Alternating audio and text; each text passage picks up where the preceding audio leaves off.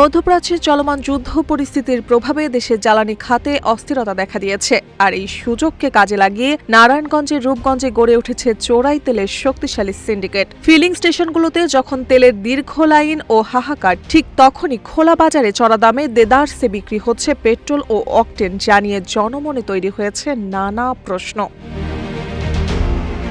জানা গেছে, রূপগঞ্জে অন্তত 15টি ফিলিং স্টেশনে পেট্রোল ও অকটেনের সরবরাহ বন্ধ বা সীমিত রয়েছে। ডিজেল সংকটও প্রকট আকার ধারণ করেছে।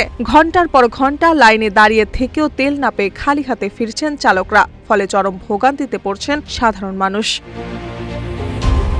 অন্যদিকে পাম্পের সংকট থাকলেও খোলা বাজারে যেন তেলের বন্যা। উপজেলার বিভিন্ন সড়কের পাশে গড়ে উঠেছে 150 থেকে 200 টং দোকান, যেখানে পেট্রোল বিক্রি হচ্ছে প্রতি লিটার 200 থেকে 300 টাকা এবং অকটেন 250 থেকে 350 টাকায়। স্থানীয় সূত্রে জানা যায়, এসব তেলের বড় একটি অংশই চোরাই। নদীপথে পণ্যবাহী জাহাজ থেকে চুরি, সড়কে চলাচলকারী যানবাহন থেকে পাচার, এমনকি ডিপো ও ফিলিং স্টেশন থেকেও তেল সরিয়ে নেওয়ার অভিযোগ রয়েছে। শিল্পাঞ্চল হওয়ায় রূপগঞ্জে জ্বালানি চাহিদা বেশি। সেই চাহিদাকে পুঁজি করে সক্রিয় হয়ে উঠেছে সংঘবদ্ধ তেল মাফিয়া চক্র, যারা কৃত্রিম সংকট তৈরি করে বাজার নিয়ন্ত্রণ করছে বলে অভিযোগ উঠেছে।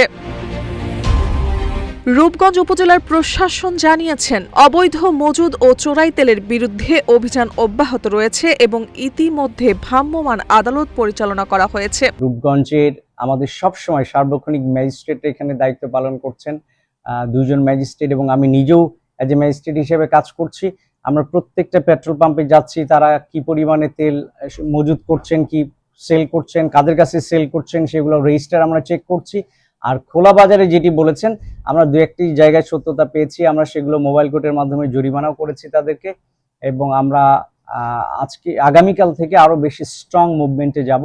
আর একই সাথে এটিও বলতে হয় যে যারা কাস্টমার রয়েছেন, এরাও কিন্তু প্যানিকের কারণে অনেক বেশি কনজাম্পশন বাড়িয়ে দিয়েছেন।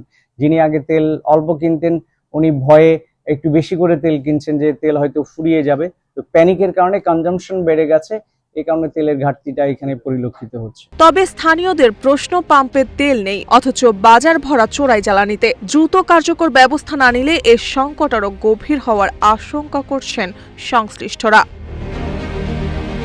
মার্জিয়া মৌ, রূপালী বাংলাদেশ।